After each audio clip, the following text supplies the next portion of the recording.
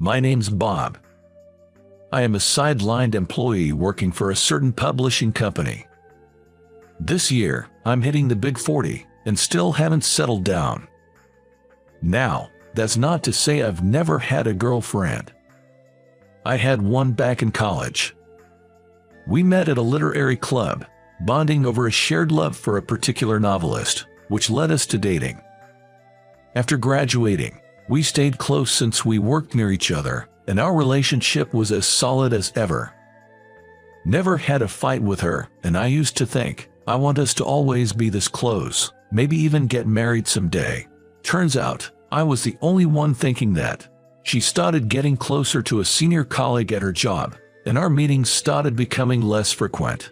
By my second year in the workforce, she broke things off. A buddy of mine later told me that she had fallen for some handsome, high-flying executive at the IT firm she worked at. A guy whose looks and paycheck were leagues above mine. In the end, women choose men based on their looks and money. After losing my confidence, I never got a girlfriend again, and in fact, I've lived without even showing a hint of interest in women. However, I was liked by colleagues, and I was very satisfied with my relationships at work. Having left my previous job in my mid-20s and joined this company midway, it's been over a decade. Even though I'm not in a prominent position, covering for my junior colleagues when they make a mistake is a piece of cake. Sometimes, after work, I'd go out for drinks and listen to my colleagues' complaints, offering them advice, so they really relied on me. Then, one day, the day after I had helped cover up a mistake for a colleague, he ran up to me, exclaiming, "We've got news. Did you hear? We're getting a new employee from the headquarters, and it's a young woman at that." Seeing the colleague getting all excited about a young woman, I gently placed both my hands on his shoulders and said, "Easy there, calm down." Not long after he caught his breath, our boss walked into the office with the mentioned young woman. "Starting today, Catherine will be the manager of this division. I'm Catherine. Nice to meet all of you." As she greeted and gave a slight nod, a round of applause began, growing louder. In the midst of the clapping, the same junior colleague beside me whispered, "I heard Catherine used to be a department head at the headquarters." Hearing that, I thought to myself, impressive for someone so young. Later, my boss told me the same thing, confirming that the rumors were indeed true. With a track record of rising to a managerial position at such a young age, she worked even harder than the rumors suggested, swiftly handling tasks and showcasing her prowess. Even though she was younger, she became my superior. She was friendly and highly competent, quickly becoming a natural fit in our department. However, there was one thing that bugged me. I often felt her gaze from her distant desk. It wasn't a flirtatious look or a look of disdain, but something indescribable. At first, I thought she was puzzled by me, a middle-aged man still in a peripheral role. One day, after this had been going on for a few days, she approached my desk and asked if I could prepare a document for her by the next afternoon. Given how capable she was, I figured she could probably do it faster herself. However, once I understood the simple content she needed, I realized she must be so swamped with work due to her efficiency and decided to help. So, I said to her, "I can get this done today. I'll bring it over once it's ready," and turned back to my computer. But she didn't move. When I looked up, her mouth was agape, a look of shock on her face. "What's wrong?" I asked. She seemed to snap out of it and said, "Oh, nothing. Thank you," before finally heading back to her desk. Later that day, as promised, I submitted the completed document just before the end of work hours. She looked even more shocked than before, glancing back and forth between the document and me. I braced myself, thinking she might criticize me for not doing a good enough job. Amazing. Those were the first words she finally managed to utter. Then she continued, "Who exactly are you?" Apparently, what had taken her aback was the impeccable and advanced nature of my presentation. A younger colleague, looking quite curious after witnessing the scene, was about to approach when another colleague, sensing the tension between me and her, took the younger one's hand and said, "We'll be heading out now," and left the office. After seeing them off, I met her gaze and responded, "Just a sidelined employee, really?" But with a look of incomprehension, she blurted out, "Hey," as she looked up at me with a puzzled expression. She then said, "No offense, but this French document isn't just something you can merely translate. Even folks at our headquarters find it intricate, and yet you've compiled it so flawlessly. It's unbelievable." While she continued to alternate her gaze between the document and me in sheer astonishment, I explained. "In truth, I studied abroad for a year during college. I studied French like my life depended on it. Interacting with native speakers during that time boosted my proficiency even more." Hearing my explanation, her expression of shock remained unchanged. "I get that you know French, but this document contains information that isn't just French-based. For a typical employee, translating non-French parts takes time, but you've done it so quickly. Just how many languages can you comprehend?" I simply responded with, "About 5, stating only the fact." At my brief response, she looked even more startled, almost as if she'd seen a ghost. "I can't believe someone of your caliber isn't in a top position here or at the headquarters," she said, holding her head in disbelief. Simply stating the truth and receiving such a reaction made me feel like I had done something wrong. An awkward silence ensued. After a brief pause, she looked at me with a smile, as if to shake off the previous tension. She then began to reveal the true reason behind requesting the document from me. "To be honest, ever since my first day here, I've been astounded by your work ethic, Bob. Given your age and the quality of your work, it wouldn't be surprising if you were making at our headquarters. I always wondered why, hence, to gauge your capabilities, I had you work on this intricate document. From what I've heard, Bob, you left your previous job, joined this company midway, and have been in a low-profile position for over a decade. Don't you ever want to climb the corporate ladder?" When she said that to me, I wondered if other colleagues had the same doubts about me. But I wasn't too interested in things like promotions or fancy titles. When I mentioned this, she laughed and said, "You're an interesting guy." From that day on, the difficulty of the tasks given to me increased dramatically.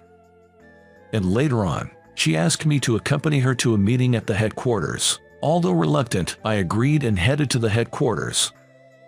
It was my first visit to the headquarters since my mid-career interview, and I was a bit nervous. The meeting was about an upcoming business book for young people. Before the meeting started, I had thought I'd just attend and not voice my opinions, but once it began, I couldn't suppress my thoughts.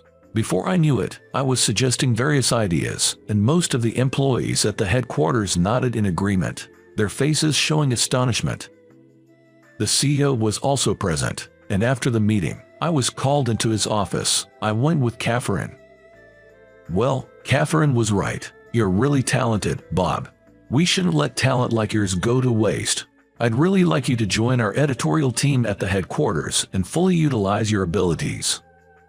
Taken aback by this sudden offer, I said, "Me, really?" The CEO cut me off, covering my hands with his own, and firmly said, "I'm counting on you." I still wanted to decline, but I felt I couldn't let down the CEO with the expectation he poured into that handshake. I murmured to myself, "I'll give it my best shot," and then replied, "Understood." I was transferred to the editorial department shortly after. When Catherine was transferred from the headquarters to my previous office, everyone was wondering why such a competent person was transferred, but this time, the looks I received were the exact opposite, cold and skeptical. "This old guy is getting transferred to the headquarters now. Wasn't he just a regular office worker all this time? Is he up for it?" When I first transferred, I often heard such comments. But I couldn't let that get me down. I had to deliver results here, to meet the expectations of the CEO and Catherine. From then on, I worked tirelessly, paying no mind to the stares and whispers. The hard work paid off. Eventually, even the employees who had once looked down on me began to recognize my contributions. The sense of fulfillment in this environment was something I never experienced in my previous position. I have grown fond of this workplace. One day, after getting used to my role at the headquarters, I was having lunch at my desk. While eating lunch at my desk, I got an email from Catherine. "Want to go out for drinks after work today?" Thinking about it, since I transferred to the headquarters, I hadn't really hung out with Catherine outside of official meetings. I owe her a lot for how far I've come, so I thought it'd be good to go as a way of saying thanks. When I arrived at the designated bar, Catherine had already started drinking. Catherine noticed me and waved her hand with a relaxed expression that she would not show at work. "I've heard from the CEO and some folks at the office. Sounds like you're doing great, Bob." "Well, not really. I'm just finally getting used to the job and the office vibe. It's been busy every day." After giving each other an update, she asked, "Can I ask you one question?" She asked with a slightly different, more serious look in her eyes than before. I didn't say anything but just nodded in response. "Why were you, Bob, who is so talented, settled in such a backbench position?" Being a lightweight drinker, I was already tipsy after only drinking half a mug of beer. Maybe because of that, I started sharing a story I'd never told any of my colleagues before. I actually graduated from Harvard, but on the resume I submitted to this company, I listed a different university. I couldn't see her face, but I could guess she probably had the same shocked expression she showed when she managed to understand a challenging document in a short time. Ignoring her reaction, I continued my story. In my previous company, which was over a decade ago, I was brimming with enthusiasm from the get-go. I wanted to climb the corporate ladder and be among the elites. Not only did I have the ambition, but I was also one of the top performers among my peers. For a while, my colleagues were just as driven as I was. Every day was competitive and challenging, but it felt fulfilling. However, at some point, jealousy began to seep in from my peers. Before I knew it, they'd say things like, "Of course, he can do it. He's a Harvard grad," and I found myself taking on their work as if they were pushing it onto me out of spite. Gradually, the mental pressure took its toll, and I fell into depression. The next thing I knew, I had quit my job. People had such high expectations because of my Harvard background, thinking I could handle anything. I began to wonder if it was better to pretend to be less competent to avoid the extra stress. That's why I hid the fact that I was a Harvard grad and lied on my resume. Once I finished my story, I looked over at her. She seemed more engaged than I had expected, and I felt reassured. "That sounds tough. I kind of get it now." Well, honestly, pretending to be incompetent and being a sidelined employee at this company was easy at first. But if I hadn't met you, I might have just coasted until retirement without ever feeling this fulfilled. While I initially felt out of place when I transferred to our headquarters, now I really enjoy working with my colleagues and the environment. I owe a lot to you, Catherine. I can't thank you enough. Expressing my gratitude was a big reason I came here today, so being able to convey it made me feel refreshed. As for her, she looked a bit bashful and humbly said, "Oh, please, I didn't do much," though her expression hinted she appreciated the compliment. We chatted for a bit longer before she suddenly remembered, "Oh, right. I invited you here today because there's someone I want you to meet, Bob."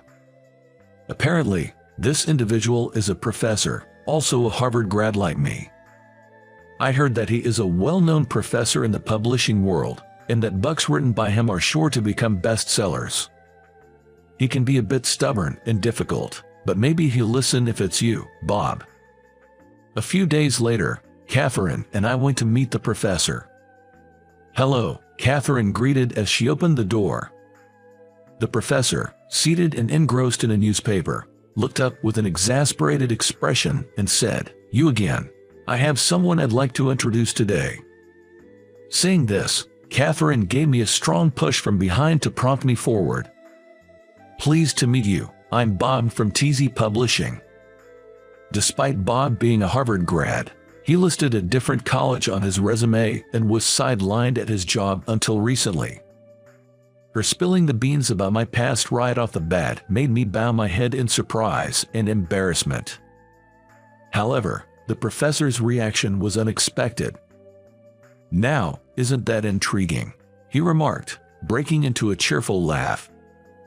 "Well, let's at least hear what you have to say. You came to discuss publishing, didn't you?" I had been on guard because Catherine had warned me about his stubborn and difficult nature, but now that the ice was broken, I felt relieved. Prompted by the professor, Catherine and I took seats across the table from him. I was anxious about the possibility of him diving into technical topics I wouldn't be able to answer. However, our conversation remained casual. We chatted about me, about Catherine, and touched a bit on the publishing industry, losing track of time.